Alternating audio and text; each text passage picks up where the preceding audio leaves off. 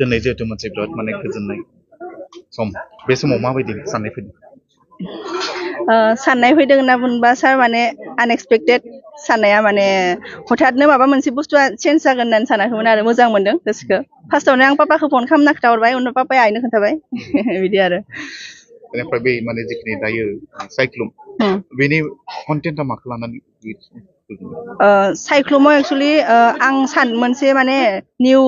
एसे new look होनो जुजिदोंमोन माने साइक्लुमाव थ' माने बिनि मोनफ्रोमबो स्ट'रिया माने बेजों बे लिंक गैया आरो इमान बेयाव माने नेचारनिबो थिम दङ प्लास माने जोंनि जिथुनिखि मानसिफोरजों रिलेटेड माखासे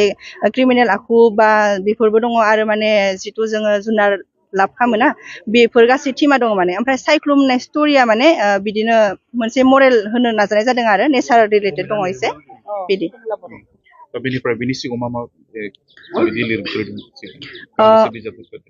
बेनि सिगाङाव सार आङो 2018 फार्स्ट बुकखौ पाब्लिश खालामदोंमोन बे बुकनि मुङा जादों उन्दाहानि अर सरि लाफिनजायै खिथेर ओमफ्राय सेकेन्ड बुकखौ पाब्लिश खालामदोंमोन 2020 बे बुकआ जादों उन्दाहानि अर ओमफ्राय नैबे जिथु दा साहित्य एकाडेमि एवार्डनि थाखाय सेलेक्ट जानाया बे थार्ड बुक साइक्लुम बुकनि नामा बेबायदि खन्थाइ माने सार खन्थाइखौ आङो ज' खालामनानै दोनदोंमोन खिन्थु बुस्थुआ खन्थाइआ एसे खम जाहैनायखाय आङो लास्ट इयार माने खन्थाइखौ पाब्लिश खालामासै नैबे बोसोरावबो माने आङो खन्थाइ नङा सर्ट स्ट'रिखौनो पाब्लिश खालामनो नागिरदों खन्थाइखौ नेक्स्टआव खालामसै माने नभेलखौ आं लिरगोन होननानै सानदों सार माने सेकेन्ड बुक जिथु पाब्लिश जाबाय बेवहाय मोनसे स्ट'रि दङ जि स्ट'रिखौनोखि बहुत मोजां मोनदों माने आं गावबो आरो मानसिफ्राबो माने बुंदोंखि इनि कन्टेन्टआ मोजां थ' माने आं बेखौनो सानदोंखि एसे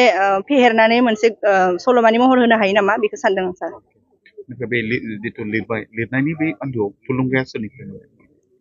थुलुंगाया सार उन्दैनिफ्रायनो लिरनो गोसो जायोमोन आङो थ' माने जेब्लानोखि माखासे जोंनि दुलाराय बर' फरायसा आफादनि जा बा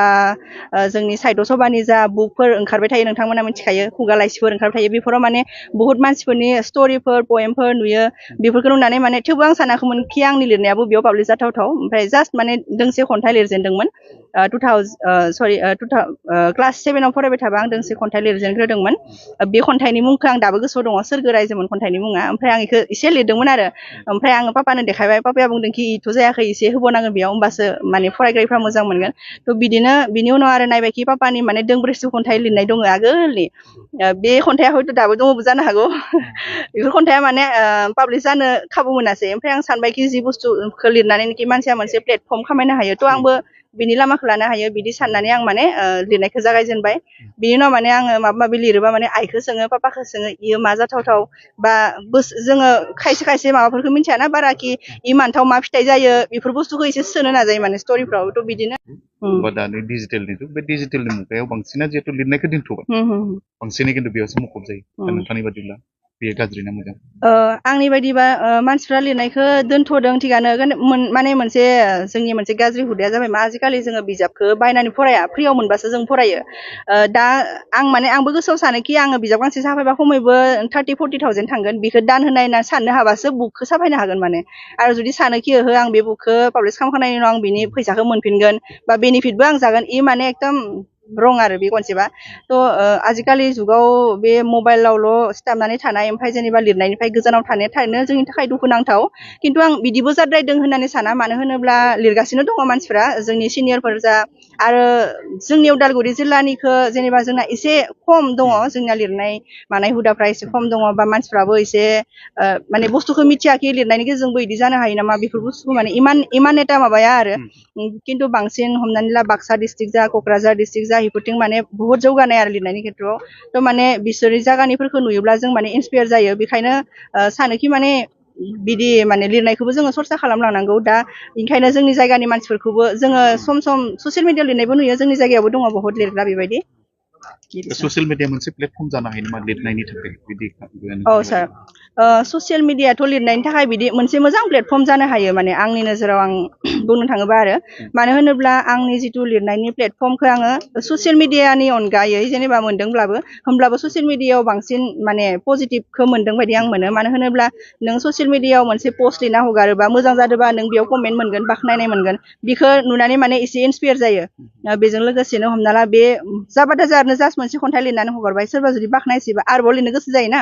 थ' बेवहा माने बुस्थुआ आपग्रेड जाबाय थायो रिफाइन जाबाय थायो बेनिफ्राय माने बे बुस्थुखौनो जोङो बहाबा मेगाजिनफ्राव हरनो गोसो जायो आरो बेयाव मेगाजिनाव पाब्लिश जानाय नुबा आरोबाव जोंहा गोसोआ खुसि जायो बिदिनो सासे माने राइटार जालाङो आरो माब्लाबा सानदोंमोन ना दिनैनि बेबायदि माने गोजोनथाव रादाबा लाबोगोन होनना बिदि सानदोंमोन नामा? माने बेबायदि इमान हाइ लेभेल एक्सपेक्टेसन खालामाखै खिन्थु सोरबा सोरबा जुदि माब्लाबा बाख्नायो नों बिराद मोजां लिरो बा माबा मोनसे मोननो हागौ बिदि सानोब्ला जानोबो हागौ बिदि होननानै सानो रिफाइन खालामनो नाजायो लिरनायफोरखौ थेवबो इमान माने थाबैनो बेबायदि एक्सपेक्टेसन खालामाखैमोन आरो लाइमोनफोरनिसिम मा खावलायगोन जिहेतु जों नुबाय दिनै लाइमोनफोरा बिजाबफोरखौ फरायालासेनो बांसिनै माने मबाइलजोंसो माने बिदि सिथाबना थानायखौ बिथांमोननिसिम मा खावलायगोन लाइमोन होनना बुङोब्ला आंबोथ' सासे लाइमोनानो थ' आं बुंनो लुबैयोखि माने थिगासे मबाइलजों सिथाबनानै था खिन्थु माने जोंहा मोनसे मोजां प्लेटफर्म फैबायखि डिजिटेल फैबायना थ' माने जोङो बुकफोरखौ आजिखालि मबाइलावनो फरायनो हायो बा आंनि बुकनि अनगा बेलेग बुकआनो जा जों माने PDF वाइसआव थायो थ' मबाइल नायबाय थानायावनो जों बुक फरायबाय थादोंबाबो हमनो हाया थारमाने थ' बिदिबो खालामनो हायो आरो थ' लाइमोनफोरखौ आं बुंनो लुबैगोन कि जुदि मबाइलखौनो नायबाय थानो लुगैयोबा मबाइलाव बिजाबखौबो फरायबाय था माने लाइक सर्ट स्ट'रियानो जा पएम्सआनो जा बेनि गेजेरजों जेनेबा जों मालाबा दुखुआवबो थायो बा गोसोफोरा दुखुबो मोनो थ' मोनसे सोरनिबा लिरनाय बुक बा पएमफोर फरायोबा माने साननाय मोनसे फैयो डिप थिंकिंआव थाङो माने जोङो थ' माने गोसोखौ गोजोननाय मोनो मोनसे पजिटिभनेस लाबोना होयो होननानै आं सानो आरो बेखायनो लाइमोनफोरखौबो आं सानोखि बिजाब फरायनांगौ बायनानै फराय फ्रियाव मोननो लुबैनाङा आरो हायार सेकेन्डारि उथ्रिनाय फरायसाफोरनि थाखाय गोजोनथाव खौरां BA सेथि सेमिस्टारनि थाखाय गबिन्द बसुमतारी कलेजाव मुं थिसननाया सोलिगासिनो गिबि मुं थिसननाय 100 फरायसाफोरनि थाखाय स्पेशल अफार आरो गुबुन गुबुन रोखोमनि बेसेन नाङै क्लासनि खाबु होनानै मुं थिसननायनि हाबाफारिया गबिन्द बसुमतारी कलेजाव सोलिगासिनो फरायसाफ्रा गावनि गोसो बायदि साबजेक्टफोरखौ सायख'नानै लानो हागोन लोगोसे basic computer class self defence spoken English class बायदि खाबुफोरखौ फरायसाफ्रा बेसेन नाङाजासे लानो हागोन बे कलेजाव गासैबो फरायसाफोरनि थाखाय फ्रि बासनि सार्भिसनि राहा आरो बिजाब बाख्रिनिबो राहा दं आरो बे खेबनिफ्राय भिउ सेन्टार अदेबानि एग्जाम सेन्टार महरै फरायसाफ्रा गबिन्द बसुमतारी कलेजावनो आनजाद होनो हागोन गबिन्द बसुमतारी कलेजाव एसेल' बेसेनावनो मुं थिसननानै कलेजनि राहानि खाबुफोरखौ लानो हागोन रोखायै मिथिनो थाखाय फारियै होनाय जानबुं नाम्बाराव कन्टेक्ट खालामनो हागोन